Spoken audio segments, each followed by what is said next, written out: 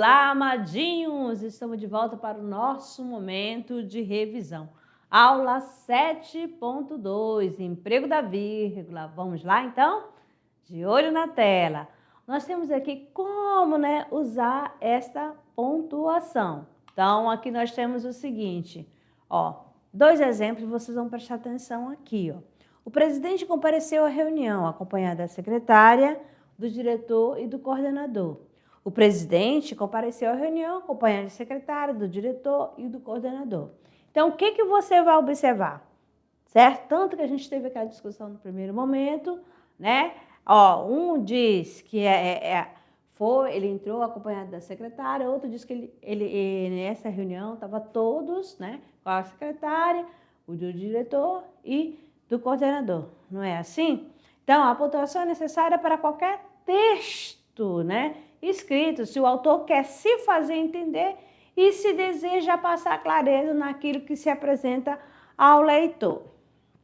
Então, a vírgula ela pode ser usada para separar vocativo. O que é um vocativo? Aquele chamamento, vai estar direcionado. Quando eu chego aqui, e falo assim, olá, amadinhos. Esse olá, o amadinhos é um vocativo, É um chamamento, beleza? E aqui, mostrando para vocês, nós temos o seguinte, deve, senhor presidente, confiar nessas ideias. Então, cadê, o chamamento? Está aqui nessa parte que está em negrito, certo? Senhor presidente. Meus caros amigos, não sei se fui claro, meus caros, aqui, olha o chamamento aqui. Então, este aqui é o vocativo, tá bom? E agora vamos prestar atenção na vírgula, E qual a função dela de cada uma, tá? Do emprego. Se você usar a pontuação, se você não usar a vírgula, o que quer dizer cada frase? Então, doutor João Carlos veio aqui. Então, aqui você observa que não apareceu a vírgula. Então, ele está afirmando, é uma afirmação. A próxima. Doutor José Carlos vem aqui, ou seja, está convocando, está chamando. Então, aqui eu tenho um vocativo, tá certo? E aqui, que sem a vírgula é uma afirmação e com vírgula é um chamamento, porque doutor José Carlos ali, está na vírgula e está sendo convocado, beleza? Não devemos separar com vírgula. Sujeito e verbo, não pode ter vírgula entre o sujeito e o verbo, entre o verbo e o complemento, e oração principal e oração objetiva. Então, vamos mostrar aqui para vocês do sujeito e o verbo. Os computadores podem acarretar duas consequências. Então, cadê o sujeito? Está aqui, não apareceu vírgula. Os pandeiros repicavam o sabor do carnaval. Olha aqui, aqui é o sujeito, tá certo? E aí eu tenho o verbo, que é repicavam, pode acarretar a locução verbal também. Muitas pessoas preferem o caminho do dinheiro. Então, aqui mostrando para vocês, a vírgula entre o sujeito e o predicado. Não deve ser usada. Agora, verbo e complementos.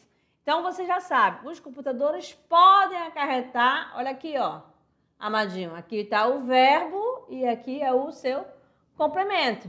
Não se usa vírgula. Muitas pessoas gostam de manga. Está aqui, o verbo e o seu complemento. O pai de Fernanda comprou um carro. Não se deve colocar vírgula, certinho? Oração principal e oração objetiva.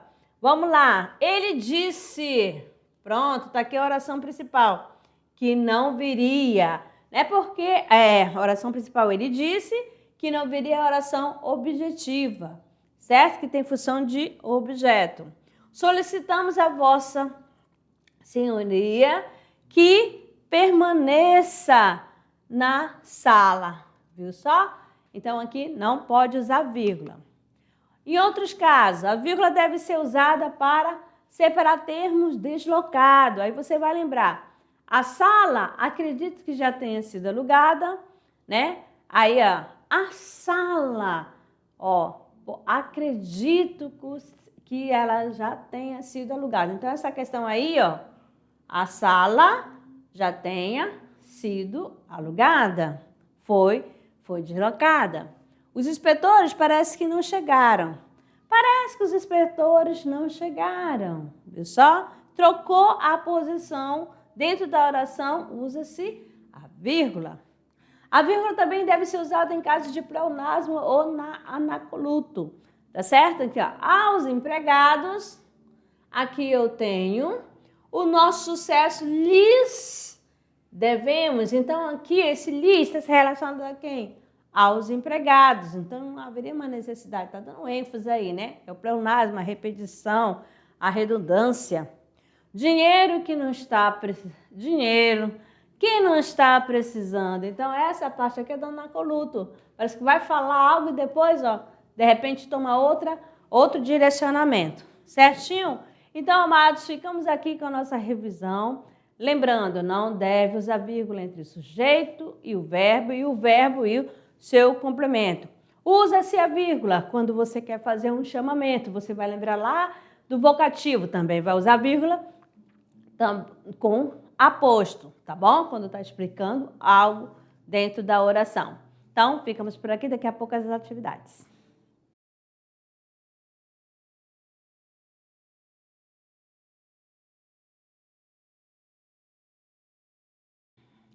Olá, amadinhos! Chegando ao grande momento do tirando dúvida, resolução da atividade de sala. Vamos à nossa primeira questão. De olho na tela, nós temos aqui o seguinte. Apesar do atraso, o evento começou no horário previsto. Agora aqui, para respeitar a norma padrão da pontuação, a frase acima deve ser reescrita da seguinte forma. Vamos lá. Letra A. Apesar do atraso, o evento começou no horário. Apesar do atraso, o evento começou no horário. Apesar do atraso, o evento começou no horário. Apesar do atraso, o evento começou no horário previsto. Apesar do atraso, o evento começou no horário previsto. Então, aqui você vai analisar qual é, onde fica o uso. Nós estamos trabalhando com a vírgula, tá certo? De acordo com a norma padrão. A, B, C, D ou E. Nós temos aqui a letra D, né? Apesar do atraso, o horário começou, o evento começou no horário previsto, certinho? Aí nós, se apesar de, você vai lembrar que é uma conjunção, o quê? Concessiva. Na frase, antigamente, apesar das poucas escolas, as crianças eram mais interessadas, fato que não me admira. Aí nós temos o quê? Uma vírgula mal colocada. B, nenhum erro de pontuação. C, duas vírgulas mal colocadas. D, ausência de uma vírgula. C, a ausência de duas vírgulas. Então, antigamente, apesar das poucas escolas, as crianças eram mais interessadas, fato que não me admira.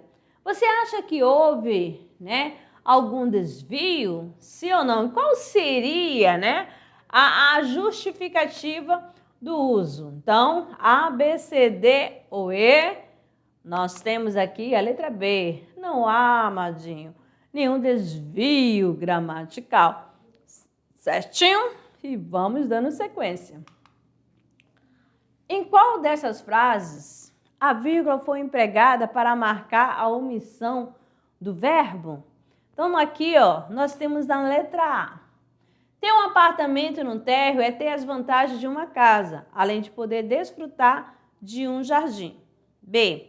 Compre sem susto, a loja virtual, os direitos reais. C.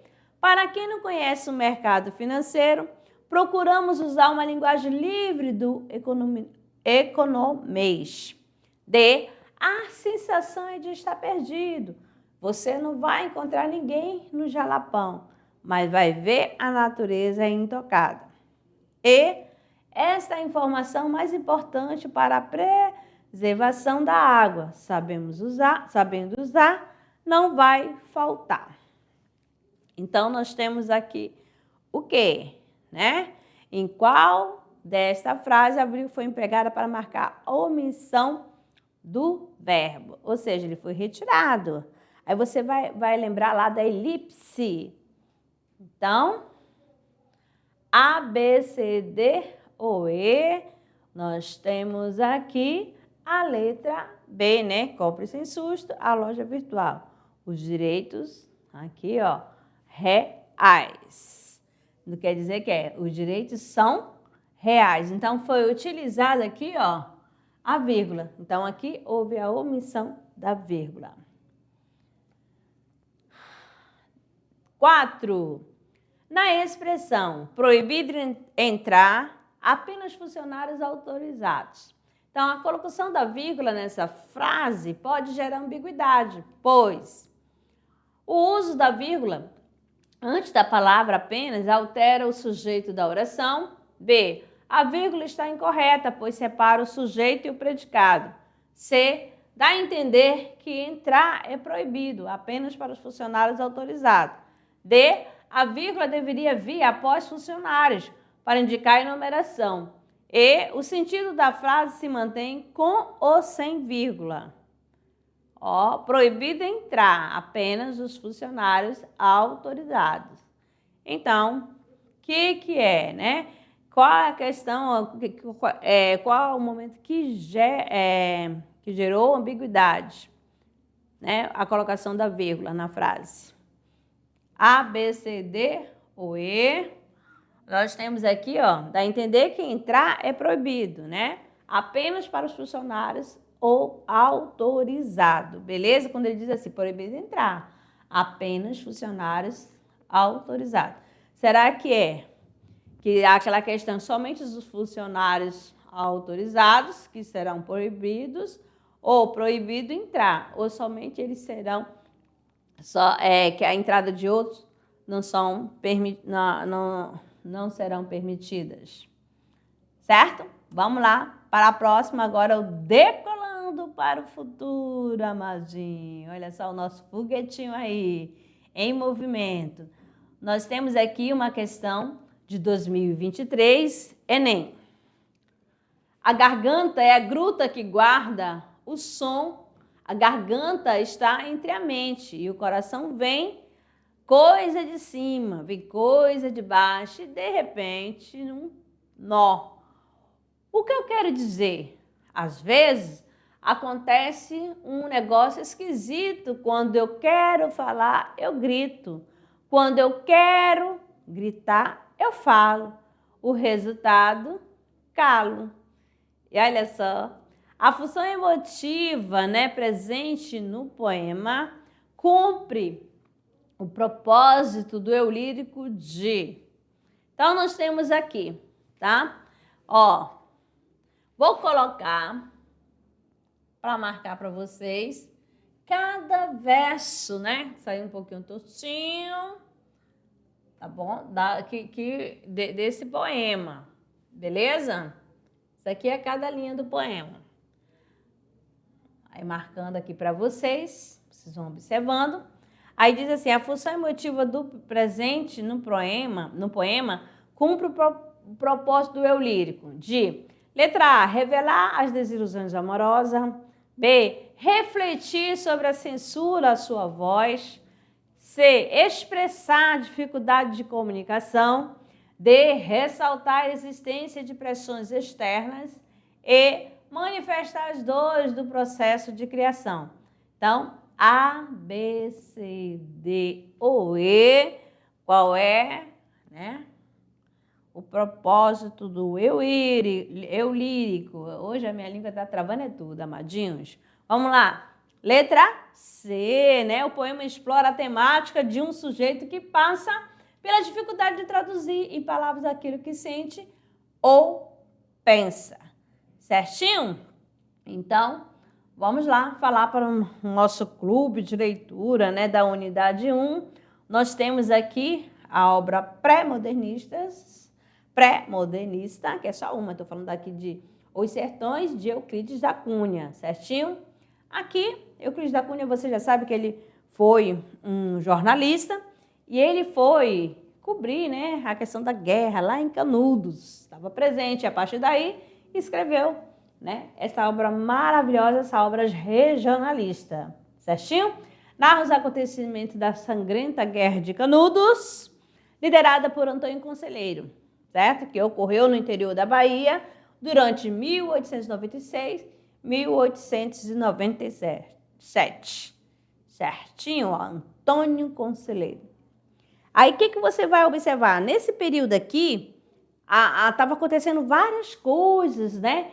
No Brasil, por exemplo, teve a questão de 1888, né? A libertação dos escravos. 1889, a proclamação da República. Aí você vai, se for contar, você vai lá lembrar lá de 1822, com a independência. E você sempre, quando for fazer uma análise da obra, né, você vai observar em qual período e qual século, aí você vai buscando quais os acontecimentos que aconteceram no período. Pode ser no início, no meio ou no final do período, certinho? E vamos aqui, amados, deixando para vocês, como sempre, uma mensagem. Vamos lá. Cada dia é um presente. Desembrulhe-o com entusiasmo e faça o melhor uso possível de cada momento que ele oferece.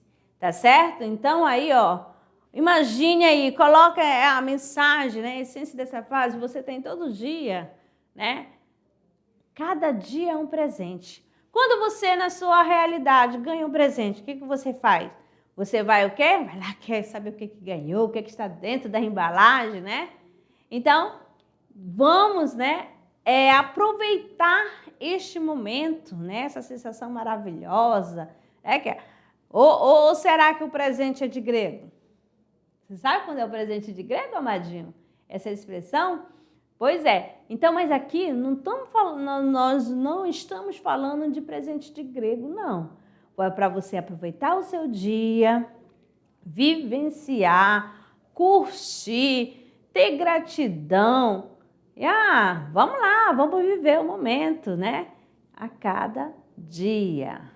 É uma oportunidade de agradecer pela vida, certinho? Então, ficamos por aqui e até a próxima aula.